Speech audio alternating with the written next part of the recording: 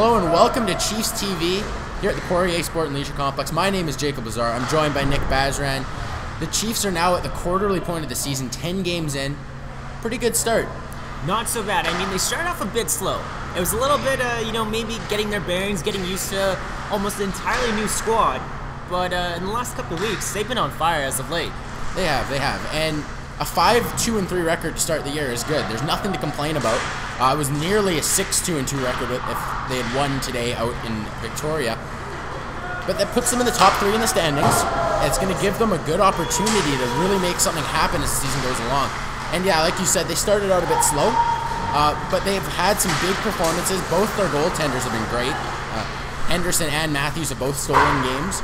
You know what, to speak to that, sorry to interrupt you, Jacob, but I did say they started out slow, but in a way, their home opener, they did start out very slow for the first 2 periods, but you gotta hand it to the boys. I mean, tying that game 5-5 in the last 10 minutes, they were on fire, scoring a few goals here and there. Guys stepped up big time in that home opener, which was supposed to be a big homecoming in this brand new arena for us. Yeah, exactly, and it definitely wasn't the start they were hoping for, but the way they finished that game really showed what Hockey with Courage is about, and that shows the potential of this team. And even when they struggle and they maybe don't follow the game plan or they don't produce the way they're supposed to, they're still finding ways to win or tie games, which is, when you're going through a 40-game season, that's going to be huge to pick up all these little points. Yes, especially with the huge turnover this season of players. I mean, only a handful of players came back from last year's championship season, and the captain being Marcus Murdoch. He's played a big role this year. I mean, stepped up in the last couple of weeks big time. I mean, the entire defense has been relatively phenomenal as a whole, if you think about it, especially offensively. Yeah, as a whole, but they spent most of this 10-game stretch without 6 defensemen. Yes. Injuries. Narduzzi missed, I think it was the first 6 games of the year. Salas was out for 3 games after he was hurt in that home opener. He missed the home opener because he was hurt. So when you look at that defensive core, when all of them are out there, there's potential. And I think Murdoch has been fantastic offensively. I didn't expect him to quadruple his goal total here 10 games into the season. Sheardown has been great with his skill at both ends of the ice. So smooth, such a smooth skater Johnny Sheardown is. And that series against the Kootenay Ice, especially the first game 1 of that series, was a big marking for the defenseman. We saw Emilio Salas for the first time on home ice. We saw him paired up as well as Jaden Narduzzi. He hadn't played here at Poirier yet. So it was nice to see all the guys out there on the ice, see what a full defensive core could do in that game, and they shut down the ice big time. And the offense, they played off that relatively throughout the entire game. There was not a single part where the offense wasn't creating. And when you look back, the power plays struggle at times. I remember Sean Golka's first power play goal of the season, and it seemed like finally, the power play has woken up, and then they struggled a little bit after that as well. When you look, especially in that Kootenay Ice series here a couple weeks ago, they were clicking, and maybe they weren't scoring on every opportunity, but you don't expect that out of your power play. You just expect chances and pressure, and I think as these guys grasp the concepts that the coaches are trying to show them, and as they get a more regular power play lineup without injuries causing disruptions, you're going to see that power play continue to produce the way it did last year, and I think that's probably the biggest reason for that turnaround last season was the power play was working and no one could stop them. Yeah, no, exactly. I mean, at the beginning of the season, it started off slow. It was, 0 for about 7 or 8 in the first couple of games here or there. But as you mentioned, once it started getting going, the guys started communicating and clicking. I think that was just it. These guys are, it's tough. When you got a big turnaround, a bunch of essentially strangers for the most part, the guys might have former relationships here or there, but nothing truly big. You come in and you have to be a team. You can't just be a bunch of individuals on the ice and play your own game.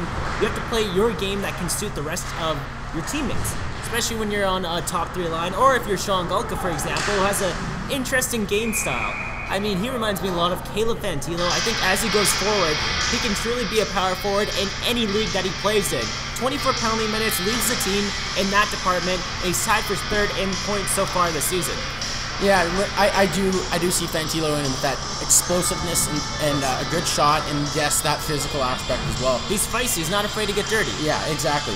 And I think when you look around the league, players like that are always going to be important. And even when you look at last year, Fantilo, what he did for the Chiefs was phenomenal. But Kyle Johnson as well, that other big guy. I mean, Parker Colley was small, but he played bigger than he was. He was fast, too. And he was able to fast, use the speed to his advantage. Yeah, and then, even when you're looking around the league right now at some of the top players, Ben Evanish with the Hawks, 12 points in his first 5 games. Like, he's been on fire, returning player there. You could see that coming from last year. I mean, Yeah. Evanish, he was amazing last year for the Hawks, and this year, no surprise the position he's in. And then the Hawks have been impressive so far this year. The Giants off to another strong start. Last year, the Vancouver Northwest Giants, looked like the team to beat until about the halfway point when they kind of went on a tailspin. So they're going to look to avoid that this year. And the Caribou Cougars, defending finalists in the BCMML, struggled out of the gate. And we saw the Chiefs play them, and it wasn't necessarily like the Cougars were playing poorly. It was just they kind of were missing those opportunities, giving up some quality chances. And if you do that throughout a season, even the good teams are going to lose games. Well, I mean, you look at last season, for example, take the Chiefs as an example for this. It was up until the MAC midget tournament, in which they were relatively quiet. They're up and down throughout the standings, but after the tournament, when they came back from Calgary, they're on fire, absolutely fire. Basically, nobody could stop them. All the ways up until we were at the UBC Thunderbird Arena. Yeah, and that was something special, obviously. And amazing. And, I think this Chiefs team, much like last year, obviously they had all those returning players, but when you have a whole new coaching staff that came in last year, I think that's where that slow start came from. And once they picked up the coaches and what they were trying to teach them, that's how they turned it around. So I think in a way, because of that specificness that the coaches want, they want like strong line rush attacks. They want they look into all the analytics, so they want those turnover stats to be down. Because of the way that the coaches coach this team, I think coming into the year, I wasn't worried about all these new players because it's going to take them time to adjust. But once they do, I mean, it took last year's time to adjust as well, last year's team, and then they were BCMML champions. So early in the season, I think you can see this Chiefs team starting to make those adjustments. And once they tighten up their play and start executing the game plan properly, this is going to be a team to beat. Well, last season they bought into hockey with courage. That's what the Chiefs are about, and this year I think is no different. I mean, you can see the guys, as you mentioned, they're playing the systems, buying into hockey with courage, and buying into what the coach is saying about being a team and playing for each other and the jersey on your back. And as the guys continue to do this, I think around the same time we'll see another explosion by the Chiefs. I'm not saying so far that they haven't done great in the standings, which they have early on, but you can kind of see that it's going to carry on, even though it's a whole new group of players. That doesn't make a difference for Jamie Jackson. Yeah, I think I'm liking where this team is going, and I know we're only a quarter of the way through this season, but there's potential here. And like I said, there have been some execution problems. There's been some really bad games with turnovers in the defensive zone and some really slow starts. Well, I mean, what about Harris Pierce? You mentioned turnovers in his own zone. He did that a few times during the home opener, but he tightened up pretty quickly. I don't know if it was Jimmy Goodman or Jamie Jackson had a quick word for him. They sat him out for a shift or two, brought him back on with his line mates, I believe the top line, and he bought into it, and he understood exactly what he needed to do to turn things around. Exactly, and as the season goes on, I think you'll see less and less of these stupid mistakes and bad turnovers and dumb penalties. And once that happens, this team is going to be good, and that's what happened to last year's team too.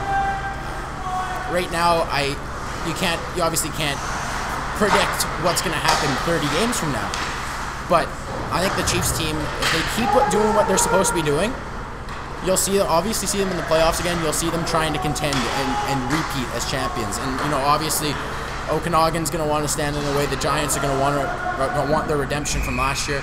The Valley West Hawks look fantastic so far early in this year. I know it's still early, and they've played a few less games with a bye week already, but that's going to be a team to beat with all their returning players. And then, even though the Cougars are struggling, you can't count them out. That's a young team that's going to learn as the year goes on. So when you look through these BCMML standings, there are some teams that are going to really give the Chiefs a run for their money. And then even in the bottom half of the standings, teams like the Thunderbirds, the Canadians, they're not out of it yet. They can go on that run like the Chiefs did and go from sitting in 4th, 5th, 6th, right up to near the top. And yes, of course. I mean, especially, I don't mean to interrupt you here, but the Canadians, I truly believe the Canadians, they're going to be one of those teams this year in which they go on a run late in the season, the second half of the season. You better watch out for the Greater Vancouver Canadians. Yeah. So far, 10 games into the season. I think we've been impressed by the Chiefs at times and then utterly disappointed at others. The emotions have been all over the place with these Chiefs this year. Even in one game or one period, they're able to twist your heartstrings up and down throughout 60 or even 20 minutes. Jacob, when we're calling a game so far this season twice, I've asked you to sum up a period or a game in one word. I mean, quarterway mark of the season, rather.